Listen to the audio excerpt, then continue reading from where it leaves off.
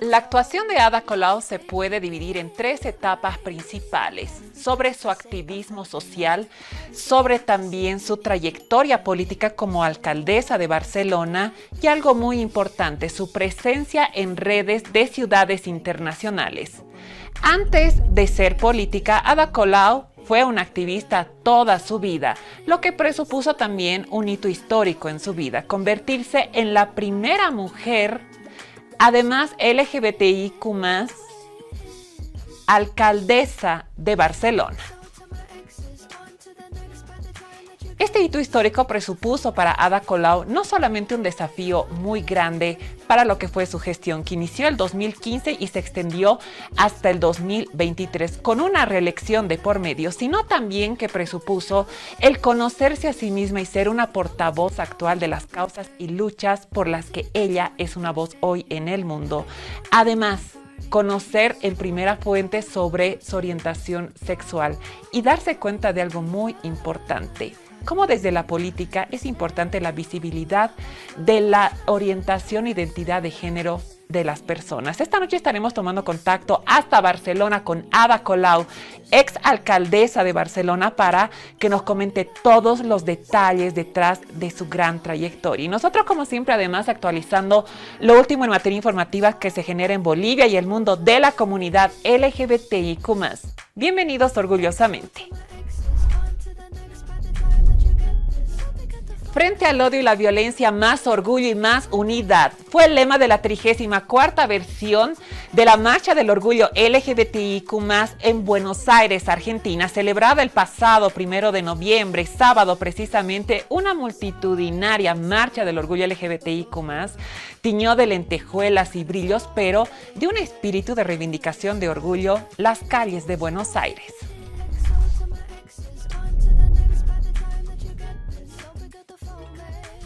Acompañados de un sol brillante y un calor primaveral, los abanicos de colores se agitan con la misma energía con la que flamean las banderas de arcoíris. Nadie parece tener apuro. Se vive como una fiesta. En cada rincón se forman grupos que bailan, se abrazan, se pintan la cara unos a otros o se hacen selfies con las columnas del Cabildo de fondo. Durante la 34ª Marcha del Orgullo en Buenos Aires, distintas organizaciones del Frente Orgullo y Lucha reafirmaron su compromiso con la diversidad, los derechos humanos y la resistencia ante los discursos de odio. Un día muy importante donde tenemos que luchar por nuestros derechos y personalmente es algo que me genera mucha emoción, felicidad y me encanta venir.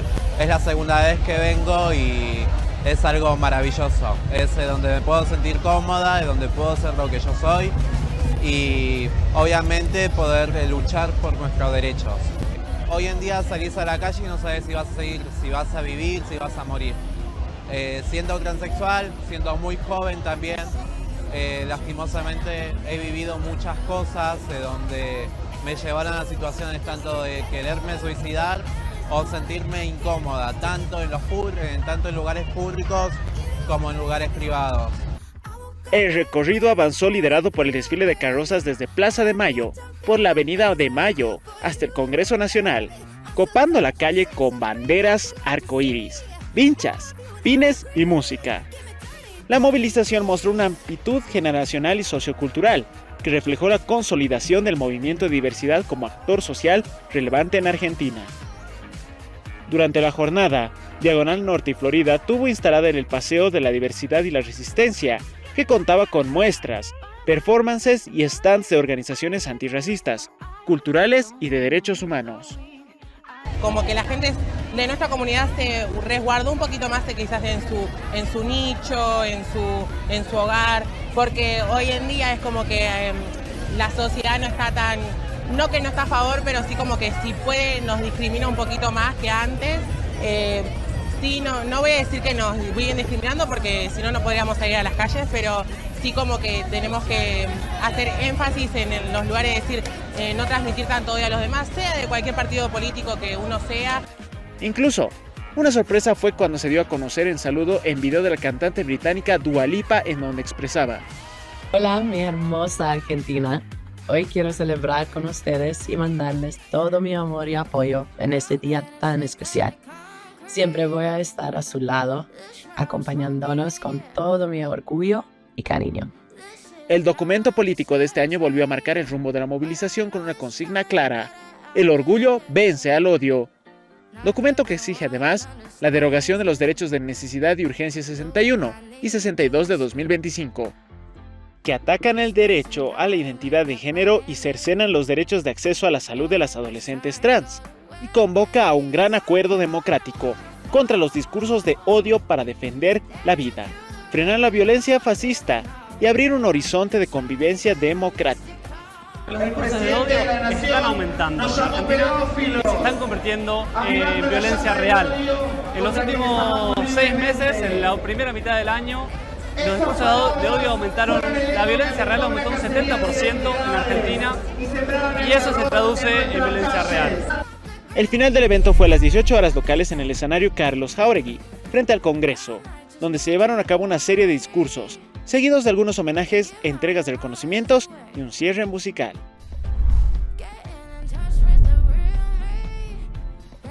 Esta nueva edición de la Marcha del Orgullo LGBTIQ+ en Buenos Aires, Argentina, está marcada en un momento de tensión, en la que los discursos de odio, según se denuncian, se legalizan de cierta forma desde distintos sectores del poder. Es de esta forma que las organizaciones sociales pro a los derechos de la comunidad y toda la gente que se ha dado cita busca que no solo el orgullo pueda ser la alegría que marca la Marcha del Orgullo, sino también que más adelante pueda convertirse en una fuerza de transformación social.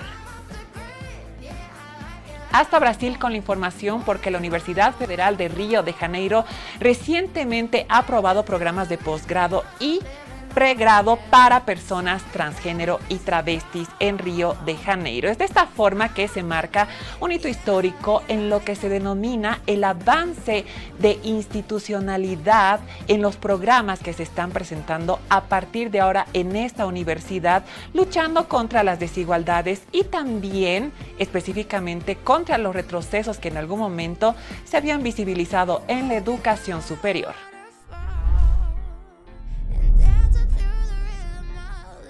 La nueva política de acción afirma la reserva del 2% de las plazas para este colectivo. Hubo 31 votos a favor y una abstención. Durante la apertura del encuentro, con el auditorio repleto, el rector de la Universidad Federal de Río de Janeiro, Roberto Medroño, destacó que la decisión representa un hito histórico de inclusión y reparación en la universidad pública brasileña. La medida es el resultado directo del compromiso del rectorado, que desde 2023, a través de la Superintendencia General de Acciones Afirmativas, Diversidad y Accesibilidad, ha impulsado un amplio proceso de diálogo y construcción colectiva. La reunión se caracterizó por las intervenciones de varios miembros del Consejo de la Universidad, quienes destacaron la importancia histórica de la aprobación de cuotas para personas transgénero en la institución, entendida como una política de equidad, reparación y democratización del acceso a la educación superior. Se presentaron datos que demuestran que la mayoría de esta población no completa la educación básica y sufre exclusión sistémica de derechos como la educación, el trabajo y la vivienda, mientras que Brasil sigue siendo el país con mayor número de asesinatos de personas transgénero en el mundo. Esta nueva disposición fue celebrada por voces trans de igual manera, en un emotivo discurso ante el Consejo Universitario. Para los participantes, garantizar el acceso, la permanencia y la formación de esta población representa romper los ciclos de marginación y ampliar su representación en los espacios de producción científica e institucional. Los asesores destacaron que la universidad no puede permanecer en silencio, ya que la inclusión también se logra mediante políticas concretas, y cada plaza disponible puede significar una vida salvada, reafirmando así el compromiso con una sociedad más diversa, digna y democrática. La nueva política de acción afirmativa que reserva el 2% de plazas para pregrado y posgrado de personas trans y travestis de la Universidad Federal del Río de Janeiro entrará en vigor este año 2025, pero se prevé que los primeros estudiantes trans y travestis empiecen sus estudios el año 2026. entretenimiento esta noche en Orgullosamente. Y ya se viene pronto también lo que es la nueva edición del Festival de Cine de Sevilla 2025. Del 7 al 15 de noviembre estará recargado de más de 100 películas y propuestas nuevas cinematográficas, pero tenemos que destacar alguna de ellas. Esta noche yo te estaré dando a conocer una de las películas denominada Los que no tienen nombre, la ópera prima de Mark Ortiz, que además rescata la historia de Florencio Mal Meleger, una persona intersexual que nació en la posguerra y fue perseguida por el franquismo.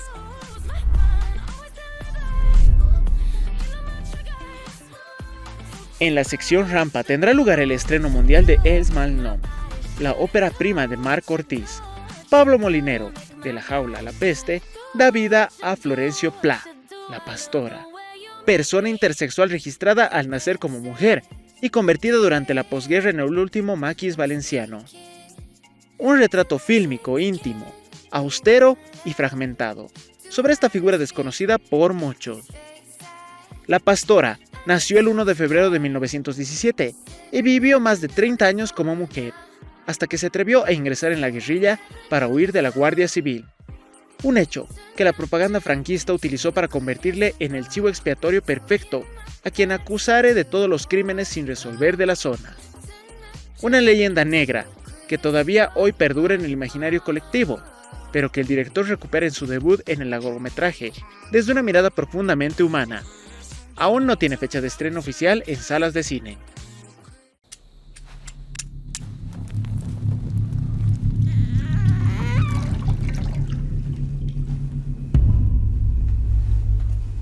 Això en tus puntadetes ho arreglem. Es xiqueta. Segur. ¡Va, gallina! ¡Atreviste! Tereseta, que avui no vol jugar amb nosaltres. ¡Tereseta! ¿Quién te viene? Va, enseñamos lo que tens per les faldes. Espavila, Teresa. Estan a punt d'arribar. No són la meva família. No vull anar. Quan sigues gran ja ho entendràs. Quina il·lusió que t'has pogut vindre. La mare voldria veure't. No s'ho troba molt bé. Hi ha una cosa que he de fer. Aquí només quedarem les dones, los vells i los tarats. Vull allistar-me a files. No pots. Busca voluntaris. Teresa, la guerra no és un bon lloc per tu. Podem provar una altra cosa, si vols. Un coloret, un estampat. De quan en quan s'ha de canviar. A partir de ahora las casas de campo permanecerán cerradas y deshabitadas durante la noche. Sabemos de la presencia de fugitivos por esta zona. Cualquier contacto con ellos será castigado duramente. Ens preparem per continuar lluitant i alliberar este país. Necessitem gent que coneixi aquestes muntanyes com la palma de la seva mà. Diria un mal nom. Com menys sapeguem-nos uns dels altres, millor. Marxo a França i vull que vingues amb mi.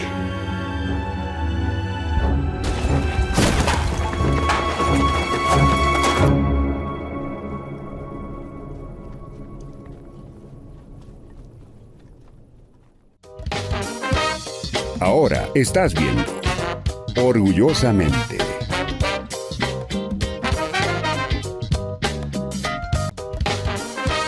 Continúas viendo Orgullosamente.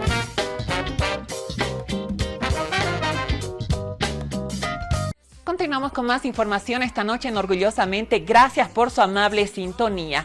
Aquí en la ciudad de La Paz, precisamente el pasado miércoles 5 de noviembre se llevó a cabo la premiación de la nueva versión del concurso Atrévete LGBTIQ+, a cargo de la organización ADESPROC Libertad, que además estuvo engalanada de los trabajos de investigación con temática LGBTIQ+, pero también sobre las propuestas totalmente creativas y artísticas en cinematografía de los cortos que la población joven LGBTIQ+ presentó en esta edición. La noche del miércoles 5 de noviembre a las 18 horas se realizó la gala de premiación de la nueva versión del concurso que impulsa la investigación y creatividad a través de material cinematográfico para que jóvenes de la comunidad puedan participar y plantear las nuevas miradas sobre la diversidad en el contexto de Bolivia. La velada estuvo cargada de momentos emocionantes, en la que podemos observar que una vez más, la comunidad LGBT en Bolivia está comprometida en ser agentes de cambio, desde las artes y la investigación, que además es una forma oportuna de actualizar datos y perspectivas del estudio de género e identidad diversa de nuestro país. Buenas noches, ¿cómo están? Mi nombre es Acel Jorge, soy la responsable de comunicación de ADESPROC Libertad. Estamos en nuestra premiación de los concursos de investigaciones y cortometrajes. Estamos en la octava versión de los concursos de investigaciones, monografías e ensayos para realizar, para que los que han concursado se animen a presentar este tipo de investigaciones y más que todo se animen a investigar sobre la población LGBTI. El primer premio se llevó la suma de 5.000 bolivianos para el equipo ganador, seguido por el segundo puesto con 4.000 bolivianos y el tercer puesto con 3.000, cuarto puesto con 2.000 bolivianos y 2 menciones especiales con 1.000 bolivianos cada una.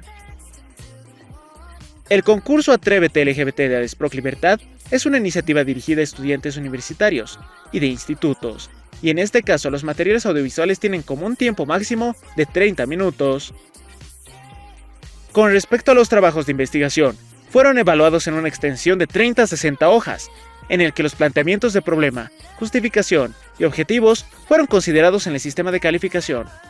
Propuestas metodológicas y teóricas en las que los estudiantes de carreras sociales y de salud buscaron reflexiones e indagaciones científicas y académicas de la temática LGBT, ampliando recursos que se han ido generando en los últimos años en el país.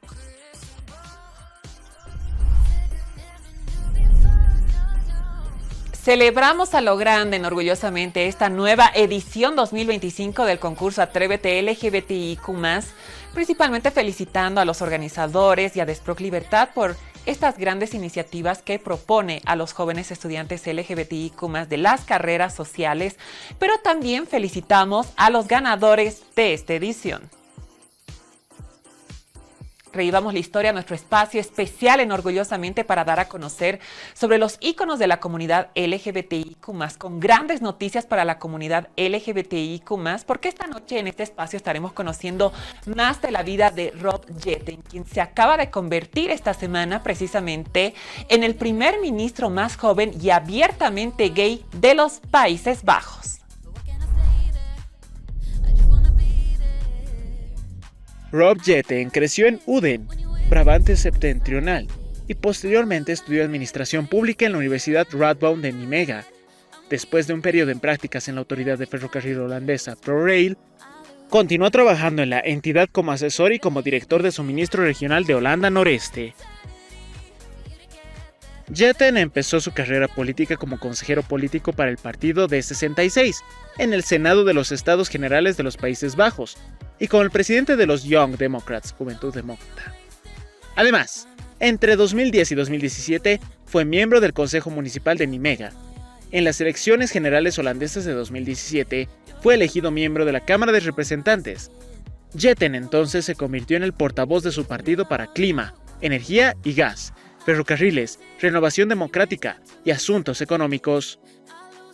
El 9 de octubre de 2018, Jetten fue elegido como nuevo dirigente parlamentario de D66 en la Cámara de Representantes, sucediendo a Alexander Pechtold.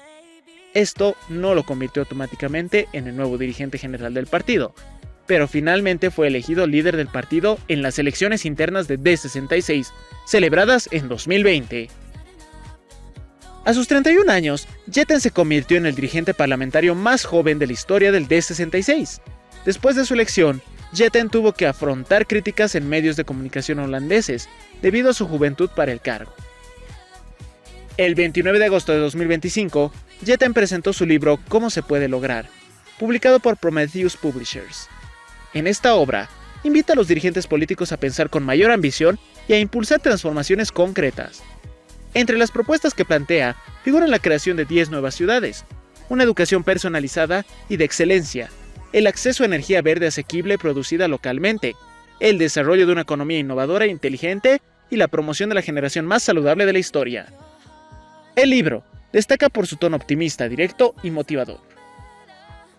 La victoria del candidato centralista Rob Jetten, de 38 años, en las elecciones legislativas de los Países Bajos fue confirmada el lunes tras el recuento de las últimas papeletas. En un duelo muy reñido con la extrema derecha de Geert Wilders, el centralista Rob Jetten ganó definitivamente el lunes 3 de noviembre las elecciones legislativas en los Países Bajos, tras el recuento de los últimos votos. Triunfo que lo ha convertido en el primer ministro de países más joven y abiertamente gay.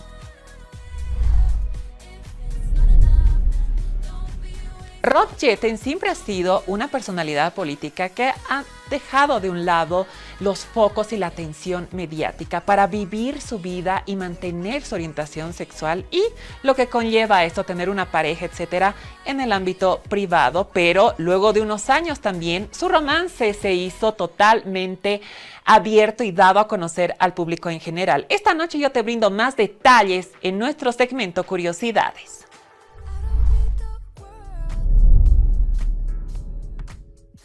Nicolas Keenan y Rob Jetten. Detrás del gran hombre holandés hay otro gran hombre argentino. Querido Nico, gracias por tu apoyo incondicional. Sin vos no puedo, escribió en la descripción de la publicación que realizó en su cuenta de Instagram, en la cual tiene más de 256,000 seguidores. Acompañó sus palabras con 2 fotos. En la primera se los ve fundirse en un abrazo, mientras que en la segunda Jetten le acaricia el pelo, en plena celebración del Partido Liberal. El deportista de 28 años argentino juega en Klein Switzerland, un equipo de hockey profesional con sede en La Haya, Países Bajos. En 2022 conoció al dirigente y el flechazo fue inmediato. Es bastante gracioso. A él, por un tema de seguridad, lo tuvieron en una casa que estaba en mi barrio. Nos cruzábamos por el supermercado y un poquito de amor moderno.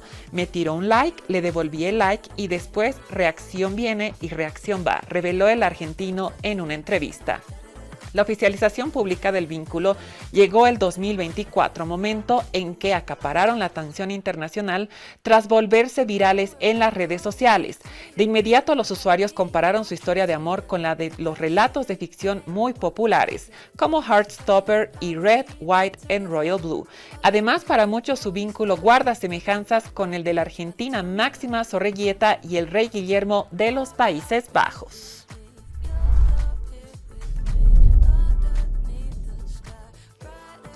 Detalles sin lugar a dudas interesantes. Nosotros también desde el programa expectantes a conocer más de lo que será la gestión como primer ministro de los Países Bajos de Rob Jetten. Con esta información ingresamos a nuestra primera parte de entrevista.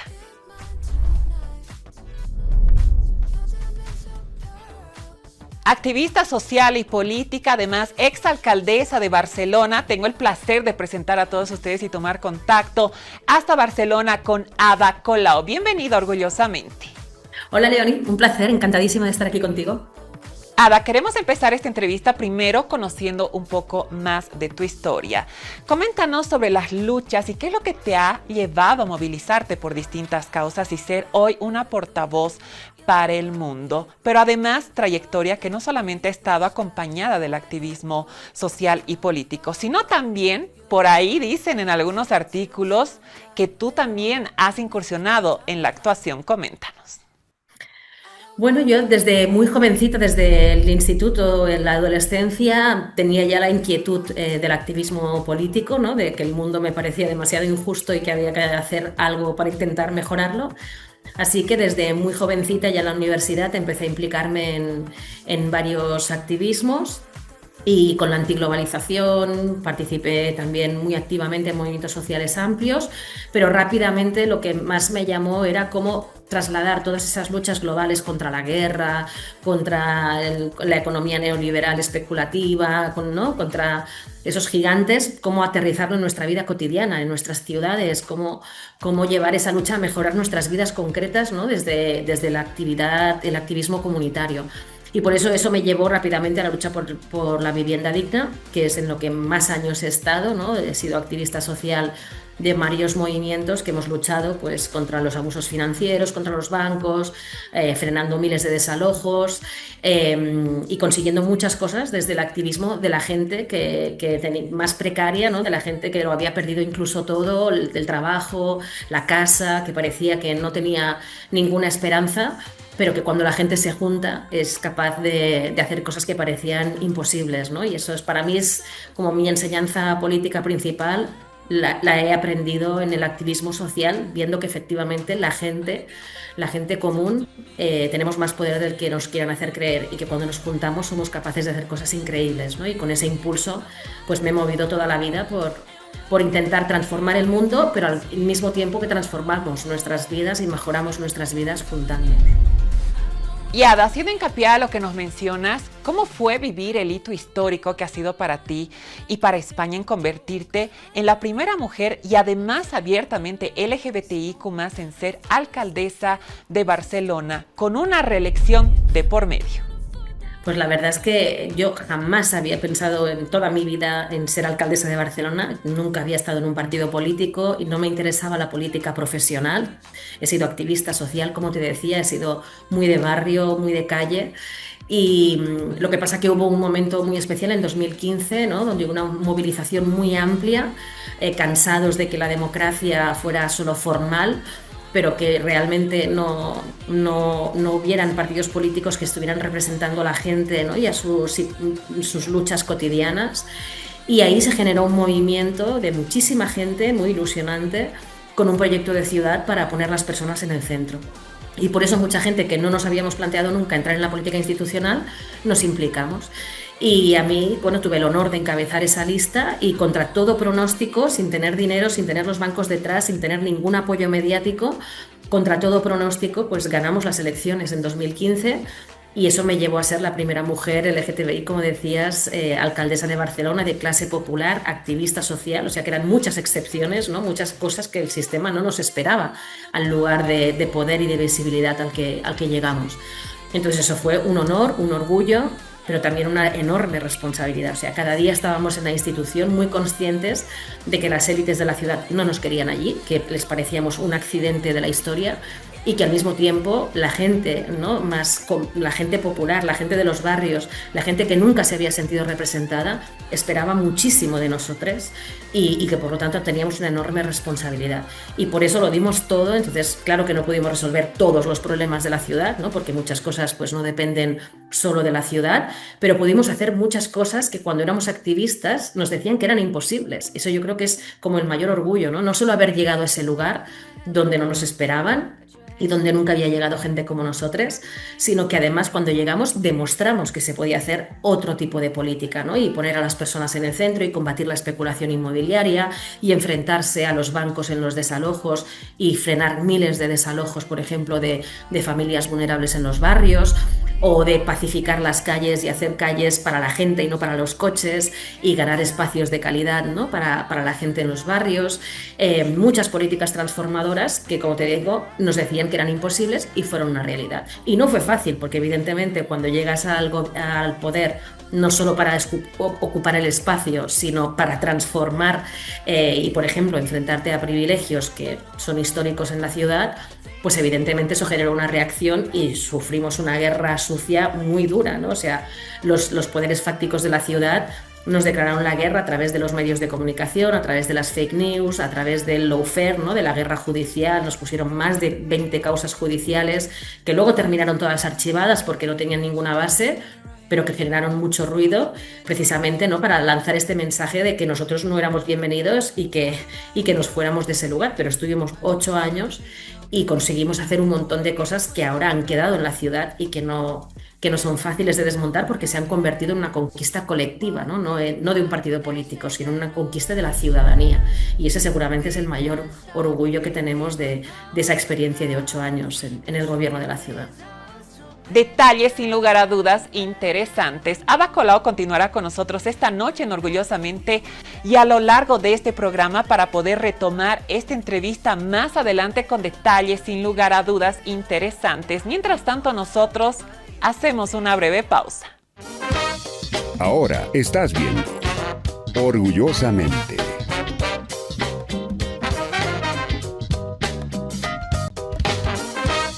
Continúas viendo Orgullosamente.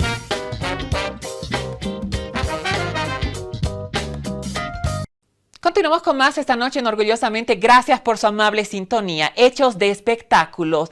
La hija de Emilio y Gloria Estefan en el ojo de la tormenta periodística por haber sido atacada con un teléfono móvil por su novia. Emily Estefan lleva saliendo al menos 9 años con Gemini Hernández y este martes precisamente han protagonizado uno de los escándalos más, podríamos decir, efervescentes que hoy se está viendo en la prensa internacional. Todo por un teléfono móvil. Conocemos más de este hecho.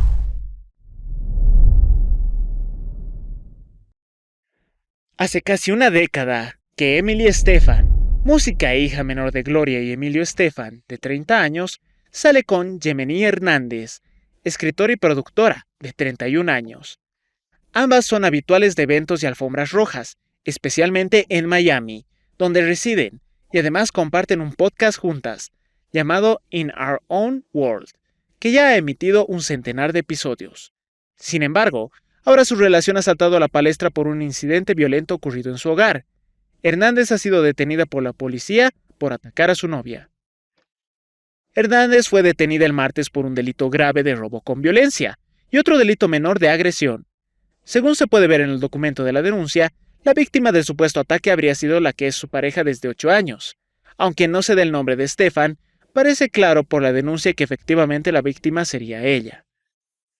En el informe, la policía cita una declaración jurada de la víctima.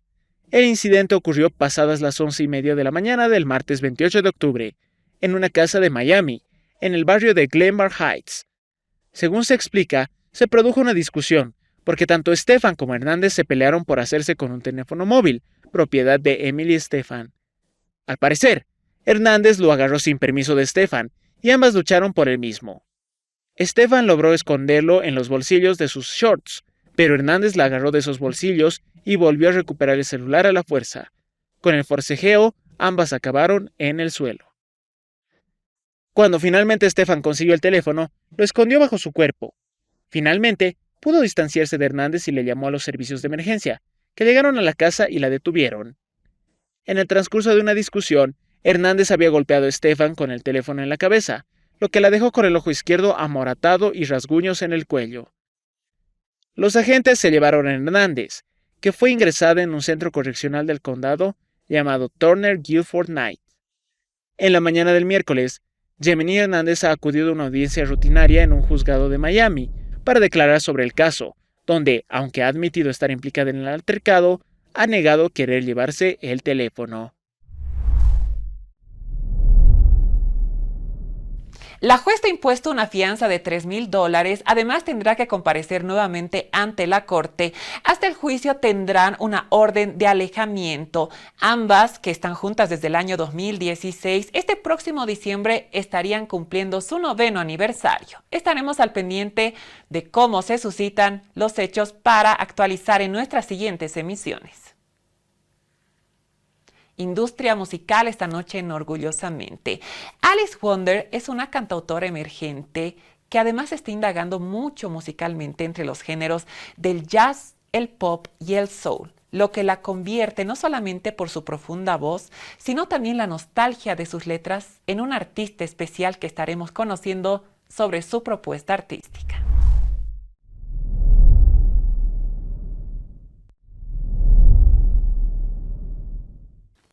Alice Wonder tiene un talento implacable que podríamos observar en su propuesta artística. Y nosotros a continuación en nuestro segmento Curiosidades te brindamos más detalles de su carrera.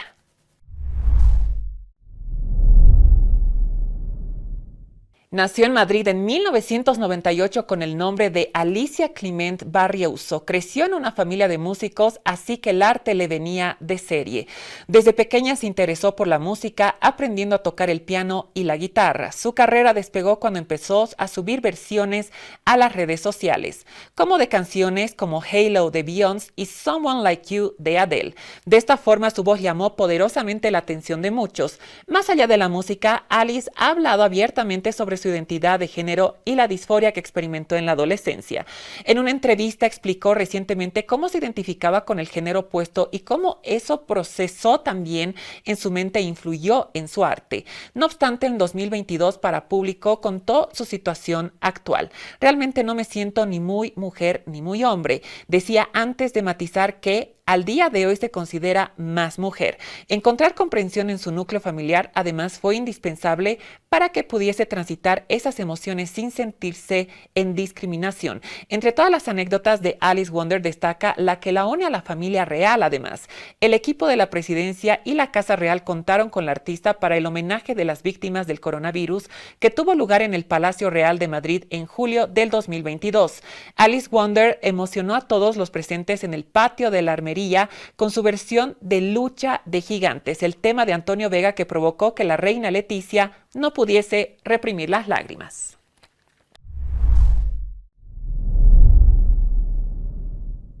Y la música de Alice Wonder presente en todas las plataformas musicales por si quieres echar un vistazo a su música. Nosotros con esta información ingresamos a nuestra segunda parte de entrevista.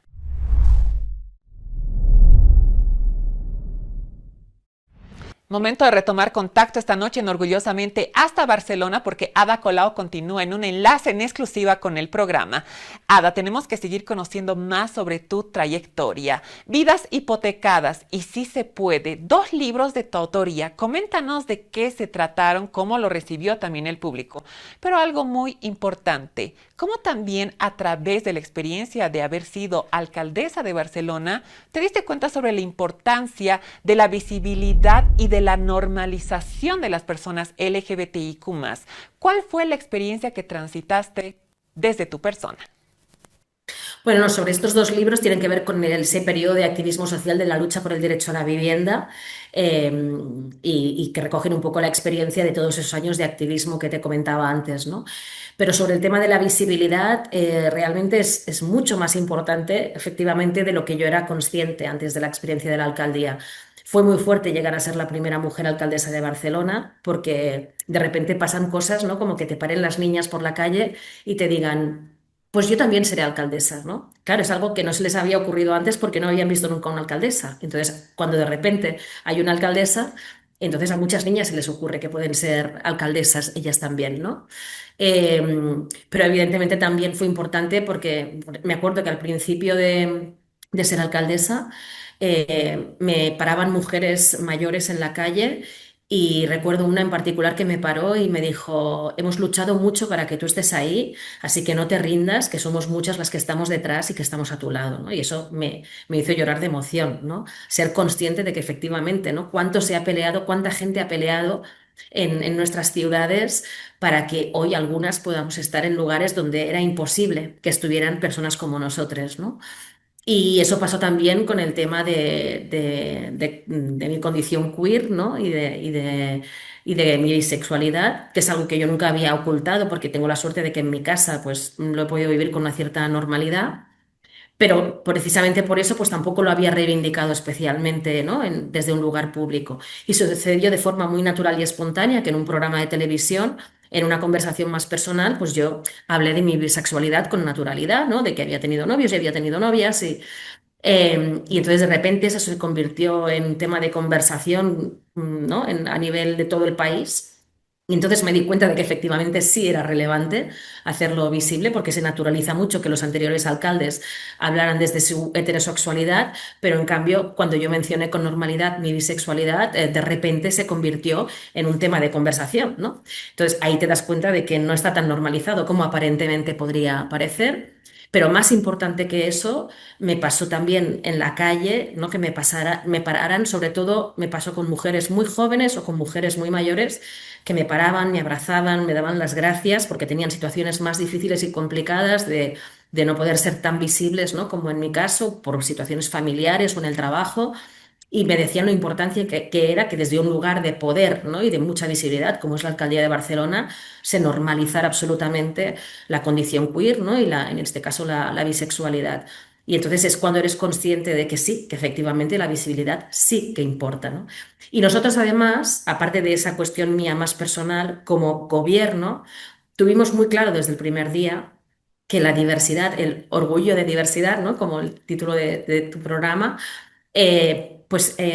no solo era una cuestión a normalizar en nuestra ciudad, que además Barcelona siempre ha sido una ciudad muy pionera, ¿no? Y con un movimiento LGTBI muy fuerte.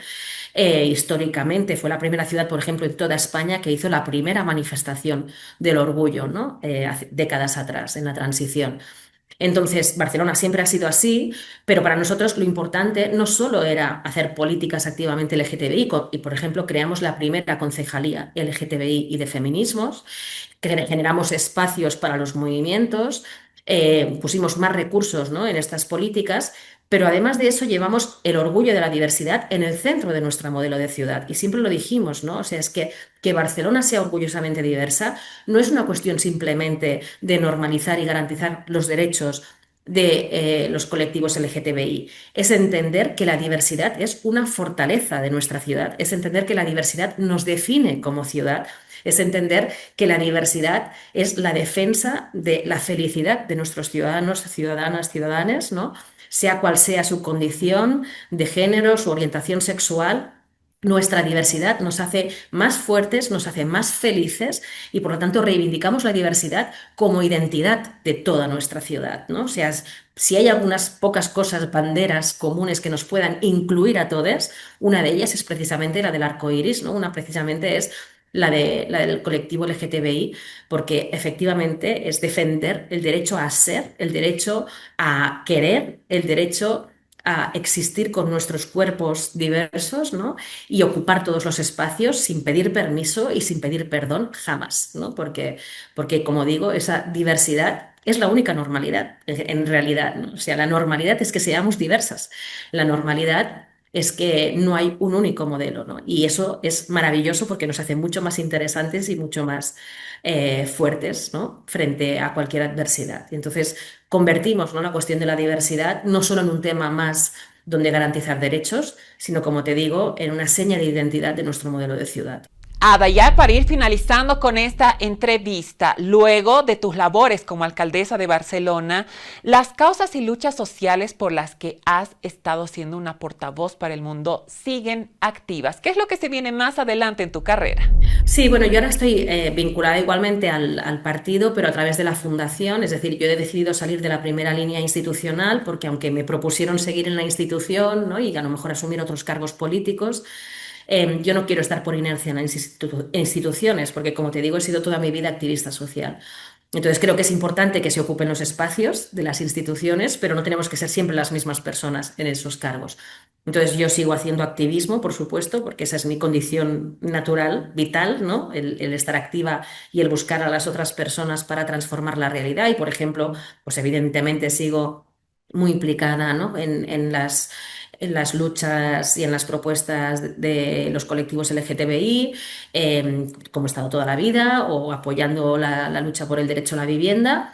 Y, por supuesto, en los últimos tiempos muy activa en la defensa de Palestina, ¿no? Y contra el genocidio y en defensa de que haya un marco de derechos humanos, ¿no? Que hoy está amenazado en todo el planeta.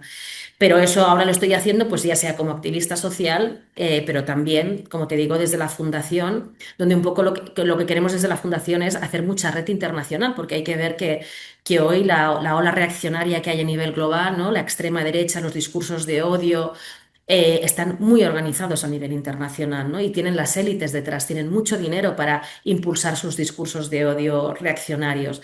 Entonces, todas las feministas, todas las personas comunes, las personas orgullosamente diversas, las personas que queremos defender la democracia y los derechos humanos y la paz, nos tenemos que organizar más y mejor. Y un poco intento ayudar, como en la medida en que soy una persona un poco más visible, pues intento ayudar que esa red internacional sea más fuerte, que estemos más organizados entre nosotros y que podamos compartir estrategias, ¿no? De cómo combatir esos discursos de odio y sobre todo cómo generamos nuevos momentos de conquistas, ¿no? Nuevos momentos de deseo, nuevos momentos de alegría, nuevos momentos de sueño colectivo para volver a ganar de muchas maneras, ¿no? Ya sea en movimientos sociales en las calles o ya sea en las instituciones, pero ganar en el sentido de generar una alternativa a esos discursos de odio que sea una alternativa de un futuro mejor y más feliz para la inmensa mayoría de la población en todo el planeta, ¿no? Entonces,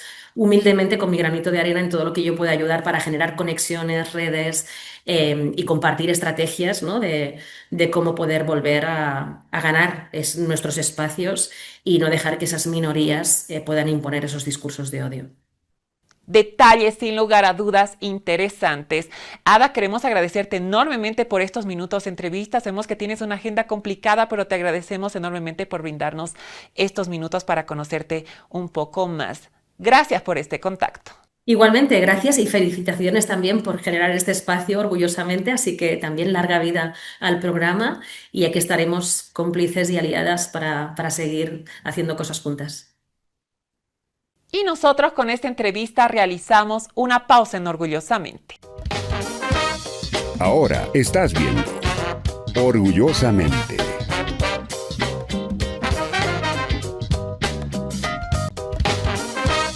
Continúas viendo Orgullosamente.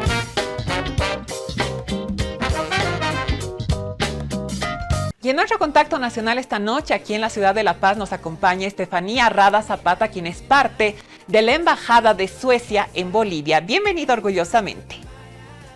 ¿Cómo estás, León? ¿Y qué tal? Un gusto saludarte, un gusto estar aquí con tu público para hablar de este ciclo que va a ser realmente muy especial para reflexionar desde el cine sobre temáticas que realmente son importantes y urgentes. Estefanía, estamos para que nos comentes sobre lo que será el próximo evento, Una mirada disidente, películas suecas, pero además con enfoque de diversidad. Coméntanos. Bueno, se trata de un ciclo que se llama Una mirada disidente, que hemos organizado junto a la Virgen de los Deseos, que es la Casa de las Mujeres Creando, ¿no? De Mujeres Creando, este colectivo tan importante que ha hecho tantas acciones, lucha por las diversidades y por los feminismos. Te voy a contar algo bien interesante. La primera película que trata una temática LGTB en pantalla grande es una película sueca, justamente. Se llama Las Alas, es del año 1916, del director Moritz Stiller, y aunque no se ha logrado recuperar mucho de la película porque la cinta se degradó y no se pudo realmente rescatar mucho de lo que fue esta primera muestra, que era de cine mudo además, sí se tiene este registro como el primer registro de cine que trata la temática LGTB en el mundo.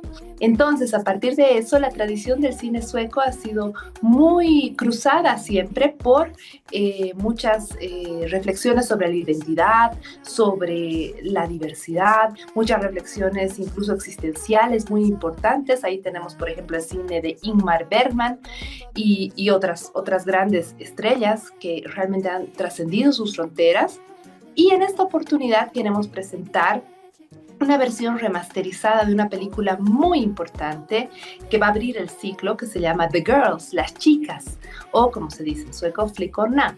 Esta película es de la directora Maj Zetterling, que este año estaría cumpliendo 100 años.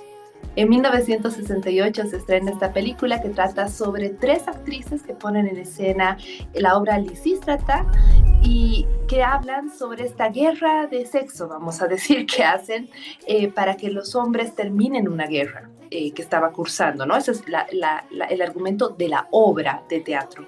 En la película ellas interpretan esta obra de teatro y a partir de eso se va desarrollando una interacción muy interesante con el público que reacciona no solamente incómodo, sino agresivo, que realmente se molesta por lo que esto representa, ¿no? La toma de poder de las mujeres. Entonces, a partir de eso van a haber muchas escenas icónicas en la película The Girls, que es una película además en blanco y negro, en las que se plantean las bases de lo que ha sido este feminismo que ha germinado con mucha fuerza en los 60s en Europa y particularmente en Suecia. Esa es la primera película que vamos a mostrar que va a abrir el ciclo el miércoles 12 de noviembre a las 6:30 de la tarde en la Casa de Mujeres Creando, como les digo, la Virgen de los Deseos, que queda en la avenida 20 de octubre entre Aspiazu y JJ Pérez. Y como esa, vamos a tener 2 sesiones más. Al día siguiente vamos a tener la película Hilma, que está dirigida por el director Lasse Hallström. Y Hilma trata la historia de Hilma af Klint, que en realidad fue la pionera del arte abstracto, aunque no mucha gente se lo reconoce, y más han sido representantes varones como Pollock u otros que han salido con el arte abstracto como una innovación. Hilma af Klint vivió en una época en la que ser mujer era ya de por sí muy difícil, y a eso añadía el tema de ser artista, de tener toda esa trascendencia mística con la que empezó a pintar obras maravillosas de arte abstracto, y además tenía el hecho, tenía un tema más que afrontar en la vida, que ella era lesbiana, ¿no? Entonces ya para la época era una mujer transgresora en muchos sentidos, y la película atraviesa toda su historia de lucha, de resiliencia, de fuerza, como representa, ¿no?, todavía a los colectivos y a las colectivas de las diversidades. Y el día viernes, va a ser el jueves 13 de noviembre a las 7 de la noche en la Virgen de los Deseos, y va a seguir de un conversatorio justamente con un colectivo de mujeres disidentes, de mujeres lesbianas, que van a hablar justamente en torno a la película. Y el último día tenemos un gran cierre el viernes 14 de noviembre. Sabemos que va a ser feriado, pero realmente es una cita imperdible, con un documental que habla sobre la historia de la comunidad queer en el cine sueco. Uno de los primeros besos entre 2 hombres que se ve en el cine mundial en general está en una película sueca. Justamente, el cine sueco realmente ha tenido mucha apertura y mucha cabida para poder representar a las diversidades, no solamente desde el punto de vista caricaturesco, vamos a decir, como en algún caso se hacían en el cine hollywoodense, o estas personas que se disfrazaban de mujeres, en las películas como de Marilyn Monroe, en las que tienen personajes que se disfrazan de mujeres, pero más por un tema de recurso cómico, sino en este caso vamos a ver historias realmente fuertes que van a hablar de la presencia fuerte de la comunidad queer y la identidad queer como una identidad que tiene mucho valor y que tiene mucha trascendencia en el cine sueco. Este documental lo ha dirigido Eva Belling y realmente ha sido muy interesante, y el título lo dice todo, ¿no? Pride and Prejudice es la novela inglesa, ¿no?, que todos conocemos, la película, pero en este caso ella lo da la vuelta y se llama Prejudice and Pride, Prejuicio y Orgullo, y realmente va a ser una película muy interesante, y va a seguir de un cabaret, el cabaret trans, que viene haciendo hace 2 años ya, Mujeres Creando en la Virgen de los Deseos, y todas las películas y todas las actividades son libres de costo, así que son gratuitas, la entrada está ampliamente difundida. Claramente la recomendación es que las películas son para mayores de 18 años, pero sí nos invitan a ver con ojos diferentes este cine que transforma y que nos da ventanas a apreciar justamente la resiliencia, la lucha y también la verdad de las diversidades. Y nosotros al pendiente de ver cómo se desarrolla este evento para cubrirlo en nuestras siguientes emisiones. Gracias por este contacto. Muchas gracias a ti, León, y nos vemos allá en el ciclo Una mirada disidente en las mujeres creando. Y es de esta forma que Contacto Nacional nos lleva a cada punto del país para conocer sobre las gestiones que realiza la comunidad diversa en Bolivia. Y precisamente en nuestro segmento Oportunidades queremos reforzar esta invitación que realiza la Embajada de Suecia en Bolivia para que todos puedan disfrutar Una mirada disidente. Una mirada disidente, película sueca sobre feminismos y diversidades. El 12 de noviembre, The Girls. El 13 de noviembre, Hilma. Y el 14 de noviembre, Prejudice and Pride, la historia de la comunidad queer en el cine sueco. En La Virgen de los Deseos, la Casa de Mujeres Creando, ubicada en la avenida 20 de octubre, número 2060, entre Aspiazu y JJ Pérez, en la zona de Sopocachi. El ingreso es libre, pero el aforo es limitado. Para más información, al número en pantalla.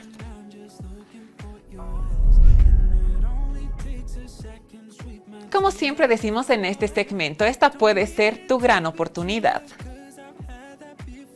Antes de finalizar, y como ya es costumbre cada noche en Orgullosamente, esta noche damos la bienvenida a nuestra nueva personalidad que nos estará acompañando en el segmento de sugerencia literaria con enfoque LGBTIQ+. Carlos Asensio desde España nos presenta su primera sugerencia diversa. Hola a todos, mi nombre es Pablo Redondo, soy el creador de la cuenta de Entre Todos y hoy os vengo a recomendar una novela que engloba mundo rural, esa tranquilidad que poco a poco se va desarrollando en la historia y realismo mágico. Esa novela se llama Urraca, Urraquita, Urraquitita de Jaime Rivas y la verdad es que no se puede comparar con nada. Esta novela se desarrolla en un pueblo llamado Menta Quemada y básicamente trata sobre una mujer llamada Urraca que un día decide sentarse debajo de un naranjo y esperar a morirse. Entonces, poco a poco, en esa historia iremos conociendo el motivo por el que esta mujer decide tomar esa decisión. Iremos conociendo a otros personajes y a otros habitantes de esta localidad. Así que, de verdad, os lo recomiendo muchísimo. Esta historia es única, es preciosa y os va a hacer tanto llorar como reír porque tiene de todo, es increíble. Urraca, Urraquita, Urraquitita. Así que nada, un beso y un saludo muy grande a toda la audiencia de Orgullosamente.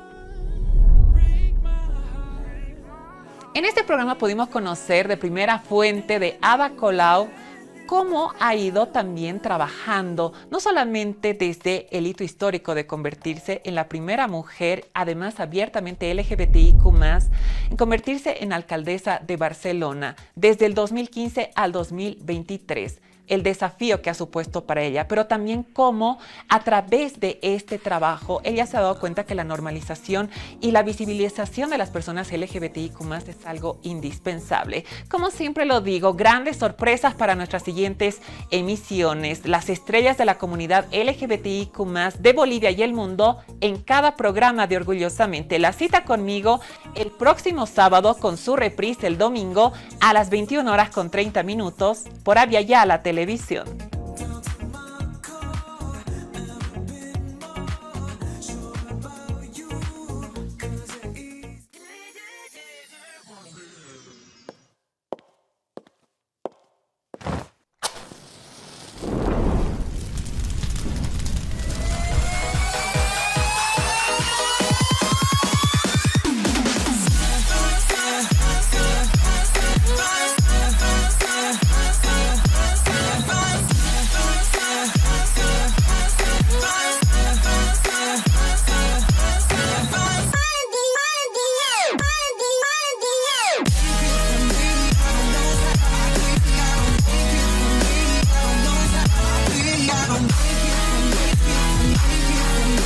From